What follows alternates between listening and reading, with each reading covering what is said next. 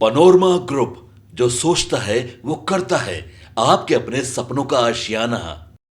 नमस्कार, स्वागत है आपका सिटी पोस्ट लाइव में। मैं हूं ऋषि।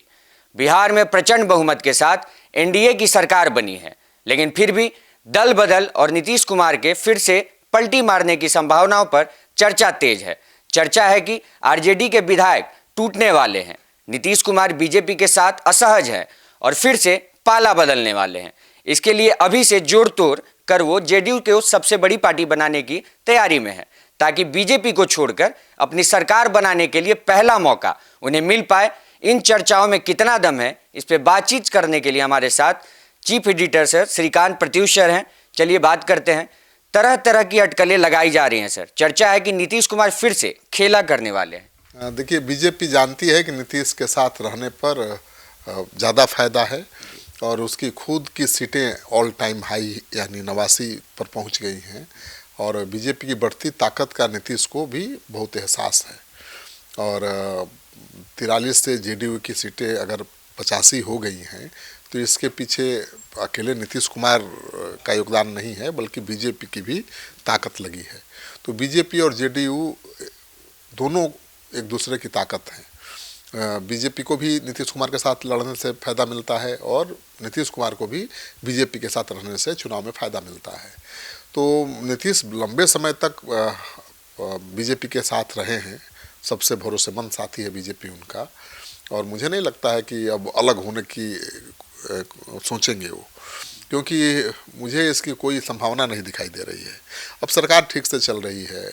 नीतीश कुमार जब 43 विधायकों वाले पार्टी के नेता थे तब भी बीजेपी ने उनको मुख्यमंत्री बना कर रखा। अब भी वो दूसरे नंबर की पार्टी के नेता हैं।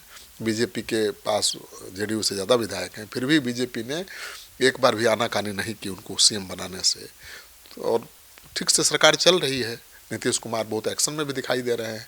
तो मुझे तो इन अटकलों के बाजार में होने का कारण समझ में नहीं आ रहा है, क्यों अटकलें लगाई जा रही है। नीतीश ने विकास को गति देने के लिए 3 नए विभाग भी बना दिए हैं। ऐसे में उनके फिर से पलटी मारने की चर्चा क्यों है सर? अब कुछ लोग परेशान हैं, उनको लग रहा है कि 5 साल तक तो कुछ होने वाला नहीं है, तो संभावनाओं की तलाश कर रहे हैं। खुद को दिलासा दिलाने के लिए भी हो सकता है या संतोष के लिए।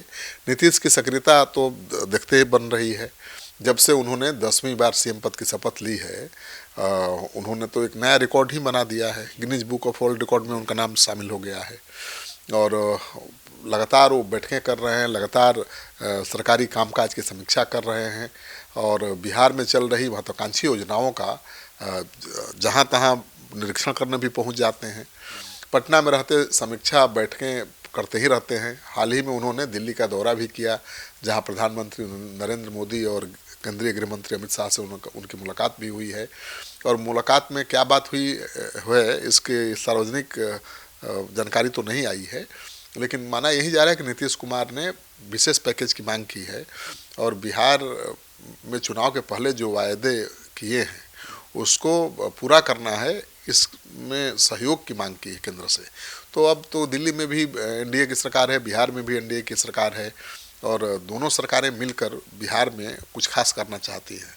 क्योंकि पहली बार बिहार के चुनाव में आपने देखा कि रोजगार सबसे बड़ा मुद्दा था, पलायन सबसे बड़ा मुद्दा था और नीतीश सरकार ने बड़े वादे भी किए हैं 1 करोड़ लोगों को रोजगार और नौकरी देने का। तो उस दिशा में एनडीए सरकार आगे बढ़ेगी और अप्रैल 2026 में होने वाले राज्यसभा चुनाव पर भी चर्चा हुई होगी नीतीश कुमार की। एक और बात पर चर्चा होने की संभावना लोग जता रहे हैं और संभावना अगर सच है तो मुलाकात का सबसे महत्वपूर्ण बिंदु वही होगा। और मुझे लगता है कि राज्यसभा सीट को लेकर, बिहार को विशेष पैकेज देने की मांग को लेकर, आर्थिक सहायता की मांग को लेकर नीतीश कुमार मिले हैं, तो सब कुछ ठीक ठाक चल रहा है। कहीं सरकार में कोई खटपट नहीं है और मुझे नहीं लगता है कि बीजेपी नीतीश कुमार को नाराज करने का जोखिम मोल लेगी।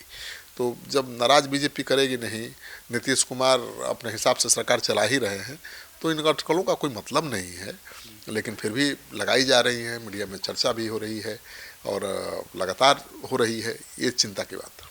फिर भी सर इतने बातों के बाद भी आरजेडी को चमत्कार क्यों, ऐसा क्यों लग रहा है कि चमत्कार की उम्मीद है आरजेडी को, सबको रहता है। आरजेडी के प्रवक्ता मृत्युंजय तिवारी ने तो बयान दिया है ना कि जेडीयू के 65 विधायक उनकी पार्टी के संपर्क में हैं। और इसके पहले जेडीयू के प्रवक्ता नीरज कुमार ने बयान दिया था कि आरजेडी के 17-18 विधायक जेडीयू के संपर्क में हैं और कभी भी वो आ सकते हैं। तो नीरज कुमार के बयान में थोड़ा दम दिखता है, क्योंकि आरजेडी के केवल 25 विधायक हैं और सत्ता में है नहीं आरजेडी, दूर दूर तक सत्ता में आने की अब संभावना भी नहीं है, क्योंकि एनडीए बहुत मजबूत होकर उभरा है। तो ऐसे में आरजेडी के विधायक तो जा सकते हैं जेडीयू में या बीजेपी में, लेकिन अब जेडीयू के विधायक सरकार का साथ छोड़ करके आरजेडी के साथ जाएंगे, बात पचती नहीं है। तो नीरज कुमार का जो दावा है वो थोड़ा सच के करीब दिखाई देता है, लेकिन आरजेडी के जो नेता हैं उनके दावे में दम नहीं दिखाई दे रहा है। तो मुझे लगता है कि नीरज कुमार की बात ही ज़्यादा अधिक सटीक दिखाई दे रही है। लेकिन यह जोड़ तोड़ की ज़रूरत कहाँ है किसी को? अभी क्या ज़रूरत है नीतीश कुमार या बीजेपी को किसी को तोड़ने और जोड़ने की? 202 सीटें मिली हैं एनडीए को, आराम से सरकार चल रही है। लेकिन फिर भी भाई खबर तो चाहिए, तो खबरची खबर बनाते रहते हैं और इस तरह की खबरें चलती हैं तो जो हताश निराश आरजेडी के लोग हैं थोड़ा उनकी भी उम्मीद बंधी रहती है। आरजेडी के विधायक जो भागने की तैयारी कर रहे होंगे वो सोच रहे होंगे कि भाई नीतीश कुमार इधर भी आ सकते हैं और सरकार महागठबंधन की भी बन सकती है, तो कुछ देर के लिए वो थम जाएंगे, रुक जाएंगे। कई कारण हो सकते हैं। जब सरकार मजे से चल रही है तो फिर नीतीश कुमार के पलटी मारने को लेकर अटकलें क्यों लगाई जा रही है सर? वही ने बताया ना, वही कारण है कि आरजेडी को लगता होगा कि भाई कहीं विधायक भाग न जाए। तो आरजेडी ने भी कह दिया कि 65 से ज़्यादा जेडीयू के विधायक हमारे संपर्क में हैं, ताकि देखिए नीतीश कुमार 2 बार तो पाला बदल चुके हैं, इसमें कोई शक की गुंजाइश नहीं है कि कभी भी वो कुछ भी कर सकते हैं। लेकिन अभी मुझे नहीं इसकी संभावना दिखाई दे रही है, क्योंकि बीजेपी बिल्कुल हस्तक्षेप नहीं कर रही है। उनको मुख्यमंत्री मान लिया है और जो उन्हें सम्मान बीजेपी दे रही है वो ठीक ठाक दिख रहा है। और महागठबंधन के साथ रहने पर नीतीश कुमार को वो सम्मान तो कभी मिला नहीं। चुनाव से पहले यह आशंका जरूर थी कि जेडीयू को कम सीटें आने पर नीतीश कुमार को बीजेपी हटा देगी मुख्यमंत्री के पद से। और यह आशंका इसलिए ज़्यादा पैदा हुई, मजबूत हुई कि अमित शाह ने एनडीए के सीएम के फेस के सवाल पर साफ साफ कुछ नहीं कहा कि चुनाव के बाद विधायक चुनेंगे, कौन मुख्यमंत्री होगा। तो लेकिन सरकार तो बन गई और चुनाव के बाद तो कोई सवाल उठाया नहीं नीतीश कुमार के मुख्यमंत्री बनने को लेकर। तो ऐसे में मुझे लगता है कि नीतीश कुमार स्थिर ही रहेंगे और आराम से ऐसे ही सरकार चलाते रहेंगे। ज़रूरत पड़ेगी तो बीजेपी के जो युवा मंत्री हैं, जेडीयू के जो तेज तरार युवा मंत्री हैं, उनको हाँकेंगे, उनको समझाएंगे, उनका मार्गदर्शन करेंगे। और मुझे लगता है कि बीजेपी इस बार नीतीश को किनारे लगाने की हिमाकत नहीं करेगी। चुनावी माहौल में विपक्ष ने इसे खूब प्रचारित किया था पिछले चुनाव के पहले कि अब नीतीश कुमार सीएम नहीं होंगे, नीतीश कुमार को बीजेपी सीएम नहीं बनने देगी। लेकिन तमाम आरोपों के बावजूद नीतीश कुमार सीएम बने, कोई विवाद ही नहीं हुआ। तो अब नीतीश कुमार आराम से सरकार चला रहे हैं, मजे में सरकार चला रहे हैं, क्यों बीजेपी को छोड़कर फिर तेजस्वी यादव के साथ जाएंगे? आपको ये अटकलें क्यों बेकार नजर आ रही है सर? नीतीश कुमार तो पहले भी दोबारा पाला बदल चुके हैं। मैंने तो कहा कि 2 बार वो पलटी मार चुके हैं, लेकिन तब और अब में बहुत फ़र्क है। तब के नीतीश कुमार में और अब के नीतीश कुमार में भी फ़र्क है। उस समय अब नीतीश कुमार की आखिरी पारी है भाई, उम्र भी ज़्यादा हो चुकी है और 2020 की तरह 2025 में भी बीजेपी से कम ही सीटों पर उनको सफलता मिली है। 2020 में तो बीजेपी को 74 सीटों पर जीत मिली थी, जेडीयू को 43 सीटें ही मिल पाई थी। जेडीयू 43 पर ही अटक गया था, इसके बावजूद बीजेपी ने उनको सीएम बनाए रखा। 2025 में जेडीयू की स्थिति में ज़बरदस्त सुधार हुआ है, लेकिन अभी भी वो बीजेपी से छोटी पार्टी है। मतलब बीजेपी के ज़्यादा विधायक हैं, जेडीयू के कम विधायक हैं, फिर भी मुख्यमंत्री नीतीश कुमार ही हैं। और मुझे लगता है कि दोनों पार्टियां साथ लड़ती हैं तो दोनों को फ़ायदा होता है, और दोनों अलग लड़ते हैं तो दोनों को नुकसान भी होता है। तो मुझे नहीं लगता है कि बीजेपी नीतीश कुमार के साथ कोई छेड़छाड़ करेगी। और जब तक छेड़छाड़ नहीं करेगी, जब तक उनकी कुर्सी खतरे में नहीं होगी, नीतीश कुमार क्यों भला जाएंगे महागठबंधन के साथ? क्योंकि 2 बार जाकर वो अपनी गलती का एहसास कर चुके हैं। और मुझे अब नहीं लगता है कि नीतीश कुमार आखिरी क्षण में, अपनी आखिरी पारी में ऐसा कुछ करने वाले हैं। कारण भी तो ठोस होना चाहिए। हाँ, उनके बेटे को उनकी पार्टी चाहती है उनकी जगह देना, और निशांत आगे राजनीति में आ सकते हैं। और निशांत आएंगे तो वो भी सीएम ही बनेंगे, ये भी तय है। तब हो सकता है कि बीजेपी उस समय दावा करे कि नहीं भाई, आपको तो मैंने बनाकर हमेशा सीएम रखा। अब चूंकि बीजेपी बड़ी पार्टी है, आप उसको मुख्यमंत्री बनने का मौका दीजिए, बेटे को डिप्टी सीएम बना लीजिए। लेकिन मुझे नहीं लगता है कि जेडीयू डिप्टी सीएम पर तैयार होगा, और जेडीयू नहीं तैयार होगा तो बीजेपी की मजबूरी है, जेडीयू की हर शर्त माननी पड़ेगी। नहीं तो नीतीश कुमार और उनके बेटे निशांत कुमार के पास भी ऑप्शन है, वो बीजेपी को छोड़कर भी सरकार बना सकते हैं। बीजेपी के पास कोई ऑप्शन नहीं है, माइनस नीतीश बीजेपी सरकार बनाने की सोच भी नहीं सकती है। तो ये भूल जाइए कि बीजेपी महाराष्ट्र वाला या फिर बीजेपी की दूसरा खेल करेगी। वो सिंधे थोड़े हैं नीतीश कुमार, उनका अपना बहुत सॉलिड वोट बैंक है। उनको बीजेपी अगर डीस्टेबलाइज करेगी तो उनके वोटर्स नाराज हो सकते हैं, बीजेपी हमेशा के लिए सत्ता से दूर हो जाएगी। तो ऐसा कुछ नहीं होने जा रहा है, बस संतोष के लिए, मजा के लिए, चर्चा के लिए खबरें चल रही हैं और नेता बयान दे रहे हैं। सर, तेजस्वी नेता प्रतिपक्ष का दर्जा हासिल कर चुके हैं, लेकिन उनका यह रुतबा बरकरार रहेगा, इसमें संदेह है। अब देखिए, जिस तरह से उनके 18 विधायक जेडीयू के संपर्क में हैं, जैसा कि नीतीश कुमार दावा कर रहे हैं, तो कैसे नेता प्रतिपक्ष के पद पर रह पाएंगे। तो चुनौती तो है, क्योंकि देखिए महागठबंधन के पास केवल 35 विधायक ही हैं, जिसमें से 25 आरजेडी के हैं। सबसे अधिक दुर्गति महागठबंधन में अगर किसी की हुई है तो आरजेडी और कांग्रेस की ही हुई है। हालांकि नुकसान तो सबको बहुत हुआ है, माले को भी भारी नुकसान हुआ है, कांग्रेस को भी बहुत नुकसान हुआ है, और आरजेडी तो 75 से 25 पर आ गई है। तो नुकसान तो बहुत हुआ है, और मुझे लगता है कि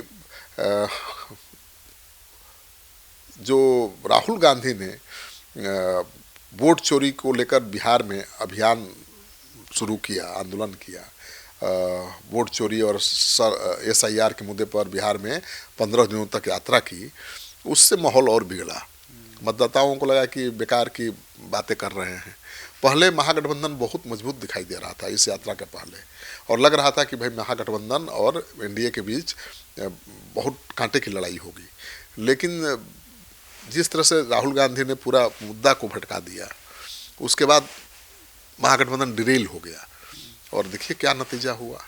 महागठबंधन के सारे दलों की हवा निकल गई है, और अब मुकेश सहनी जो डिप्टी सीएम अनाउंस किए गए थे, उनको मुंह की खानी पड़ी है।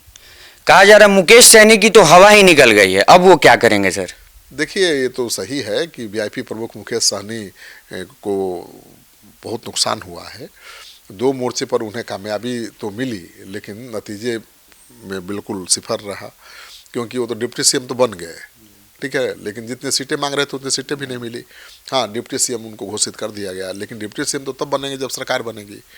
और अब तो ये कहा जा रहा है कि उनको डिप्टी सीएम घोषित करके आरजेडी ने या महागठबंधन ने मुसलमानों को नाराज़ कर दिया। मुसलमान कहने लगे कि हम तो 18% हैं, हमको डिप्टी सीएम क्यों नहीं, और सन ऑफ मलाह तो 1.5% वोट बैंक के मालिक हैं, उनको डिप्टी सीएम क्यों। और ये तो मुकेश सहनी भी मानते हैं कि मुसलमान और यादव के वोट बैंक में जो संधमारी हुई है या जो बिखराव हुआ है, उसकी वजह से महागठबंधन की दुर्गति हुई है।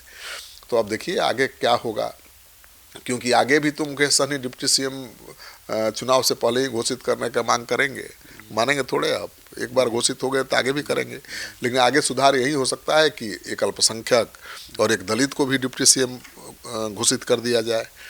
ये तो सच है कि अगर महागठबंधन ने मुकेश सहनी के साथ साथ एक दलित, एक अल्पसंख्यक डिप्टी सीएम के नाम का भी ऐलान किया होता तो फायदा होता, जो हुआ नहीं। मुसलमान नाराज हो गए और उल्टा पड़ गया नाव। तो मुझे लगता है कि कुछ होने वाला नहीं है बिहार की राजनीति में अगले 5 साल तक। लोकसभा चुनाव तक तो कुछ नहीं होने वाला है। लोकसभा चुनाव तक यही सरकार चलती रहेगी, नीतीश कुमार ही मुख्यमंत्री रहेंगे, या उनकी जगह उनके बेटे ले सकते हैं उनके संन्यास के बाद। जब तक नीतीश कुमार ठीक हैं, स्वस्थ हैं, तब तक कोई सवाल नहीं। लेकिन निशांत की एंट्री राजनीति में हो जाएगी, और नीतीश कुमार के बाद निशांत ही सीएम होंगे, ये भी लिख कर रख लीजिए। तो जैसे बिहार चल रहा है वैसे ही बिहार चलता रहेगा। अब महागठबंधन की राह बहुत मुश्किल है, बहुत मुश्किल है। अब प्रशांत किशोर, कांग्रेस पार्टी, वाम दल मिलकर नया समीकरण बना लेंगे, तभी कुछ खेल हो सकता है। त्रिकोणात्मक संघर्ष की स्थिति आएगी, तभी एनडीए को चुनौती मिल सकती है। अब तेजस्वी यादव एनडीए को चुनौती देने की स्थिति में नहीं है, और कांग्रेस का भी मोह भंग हो गया है आरजेडी से, आरजेडी का भी कांग्रेस से मोह भंग हो गया है। ऐसे में प्रशांत किशोर जिस तरह से प्रियंका गांधी से मिल रहे हैं, चर्चा तो है कि अब अगला चुनाव हो सकता है लोकसभा चुनाव में ही जन स्वराज का, कांग्रेस पार्टी का, वाम दलों का एक गठजोड़, नया गठजोड़ बन सकता है, और उस गठजोड़ से एनडीए को बड़ी चुनौती मिल सकती है। देखिए क्या क्या होगा, लेकिन अभी तक सरकार के सेहत पर कोई खतरा नहीं है, कोई विधायकों की तोड़फोड़ नहीं होने जा रही है, कोई विधायक नहीं टूटने जा रहा है। आरजेडी के भी जो विधायक है एकदम आरजेडी के साथ रहेंगे, क्योंकि एनडीए को जरूरत ही नहीं है तोड़ने की, जोड़ने की। और जेडीयू के विधायक क्यों टूटेंगे भला, जिसकी सरकार है। और कुछ नया होगा तो निशांत की एंट्री राजनीति में हो सकती है, और कुछ नया होगा तो निशांत मुख्यमंत्री की कुर्सी पर नजर आ सकते हैं। इसके अलावा कुछ भी नहीं होने जा रहा। आपने पूरा डिबेट सुना, हर पार्टी के जोड़ तोड़ के बारे में भी अच्छे से जाना। आप अपनी प्रतिक्रिया हमें जरूर दें। धन्यवाद।